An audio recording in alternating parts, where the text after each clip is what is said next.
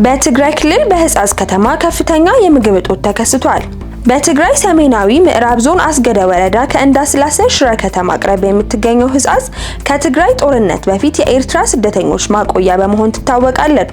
በህጻጽ የስደተኞችና የተፈናቃዮች የመጠለያ ጣቢያ የዛሬውን ያህል በእህል በውሃና በሕክምና ጦት የገረጡ ፊቶች ታይቶ አያውቁምም ነው የተባለው።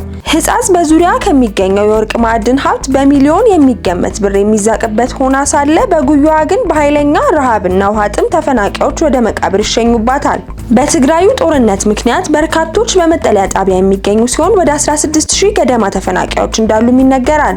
ለረሃብ ለበሽታና ሞት የዳረገን ከቀያችን መፈናቀላችን፣ መሬታችንን ለማረስ አለመቻላችን ነው።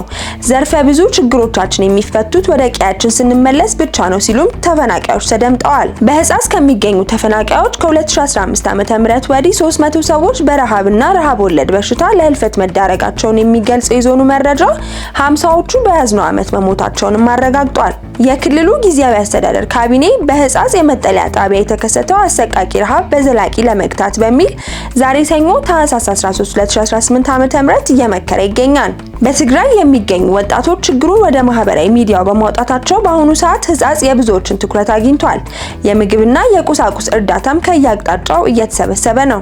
ሰብአዊነት ከሚሰማቸው ለጋሽ ግለሰቦችና ድርጅቶች የሚሰጠው ድጋፍ በትክክል ረሃብ እየገረፋቸው ወደሚገኙት ተፈናቃይ ወገኖች መድረሱን ማረጋገጥ ደግሞ ቀጣይና ዋና ስራ ነውም ነው የተባለው። ዩቲናስ በታጨችባቸው ሁለት ዘርፎች በማሸነፍ የሀገራችንን ሰንደቅ ዓላማ ከፍ አድርጋለች። ኢትዮጵያዊቷ ወጣትና የቲክቶክ ተጽዕኖ ፈጣሪ ሀያት ናስር በኡጋንዳ በተካሄደው አይኮኒክ አዋርድ ኢትዮጵያን በመወከል በምስራቅ አፍሪካ ደረጃ በሁለት ዘርፍ በአይኮኒክ ኢንፍሉዌንሰር ኦፍ ዘ ይር እና በአይኮኒክ ኮንተንት ክሬተር ኦፍ ዘ ይር በአሸናፊነት በማጠናቀቅ ሁለት ዋንጫዎችን ወስዳለች። የሀገሯንም ሰንደቅ ከፍ አድርጋለች። እኛም በዚህ ዜና ዝግጅት ክፍል ስም እንኳን ደስ አለሽ ለማለት እንወዳለን። የሩሲያ ጀነራል ሞስኮ ውስጥ መኪናቸው ላይ በተጠመደ ቦምብ ተገደሉ።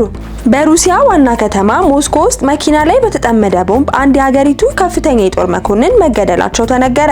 ፍንዳታውን እየመረመረ የሚገኘው ኮሚቴ እንዳለው ሌተናል ጀነራል ፋኒል ሳርቫሮቭ ሰኞ ጠዋት በመኪናቸው ላይ የተጠመደ ቦምብ ፈንድቶ መሞታቸውን አስታውቋል። የ56 ዓመቱ የጦር መኮንን ሳርቫሮቭ የጦር ኃይሎች የኦፕሬሽን ማሰልጠኛ ክፍል ኃላፊ ነበሩም ተብሏል። ምርመራ የሚያደርገው ኮሚቴ ቦምቡን በማጥመድ ውስጥ የዩክሬን ደህንነት መስሪያ ቤት ተሳትፎ ይኖርበት እንደሆነ እየመረመረ መሆኑንም አስታውቋል። ዩክሬን ስለ ግድያው እስካሁን ድረስ ምንም አስተያየት አልሰጠችም። ሳርቫሮቭ በደረሰባቸው ጉዳት ወደ ሆስፒታል ከተወሰዱ በኋላ መሞታቸውን ኮሚቴው ገልጾ በግድያና ፈንጂዎችን በህገወጥ መንገድ ማዘዋወር ላይ ምርመራ መጀመሩንም ተናግሯል። ፍንዳታው የደረሰው ከሩሲያ ዋና ከተማ በደቡብ አቅጣጫ በሚገኝ የመኖሪያ ህንጻ አቅራቢያ ባለ የመኪና ማቆሚያ ስፍራ ላይ ሲሆን የደረሰውን ፍንዳታ የሚመረምሩ ባለሙያዎች ወደ ቦታው ተልከዋል። ከአካባቢው የተገኙ ምስሎች በሮቹ በፍንዳታው ክፉኛ የተጎዳ ነጭ መኪና በሌሎች ተሽከርካሪዎች ተከቦም ያሳያል። እንደ ሩሲያ መገናኛ ብዙሃን ዘገባ ከሆነ ሳርቫሮቭ ቀደም ሲል በኦስቲያን ኢንጉሽ ግጭት በአውሮፓውያኑ 1990ዎቹና በ2000ዎቹ መጀመሪያ ላይ በቼቼንያ ጦርነቶች ወቅት በውጊያዎች ላይ ተሳትፈዋል። ከዚህም በተጨማሪ ከአውሮፓውያኑ 2015 እስከ 2016 ባለው ጊዜ ውስጥ በሶሪያ ውስጥ ዘመቻዎችን መርተዋል። የክሬምሊን ቃል አቀባይ ዲሚትሪ ፔስኮቭ እንዳሉት ቭላዲሚር ፑቲን የሳርቫሮቭን ሞት ወዲያው ተነግሯቸዋል። ሩሲያ በየካቲት 2022 ዩክሬንን ሙሉ በሙሉ ከወረረችበት ጊዜ ጀምሮ በርካታ ወታደራዊ ባለስልጣናትና ታዋቂ ግለሰቦች በሩሲያ ከተማ የጥቃት ኢላማ ሆነዋል። ነገር ግን ዩክሬን በሩሲያ ወታደራዊ ባለስልጣናት ላይ የሚደርሱ ጥቃቶችን በይፋ አምና ወይም ኃላፊነቱን ወስዳ አታውቅም።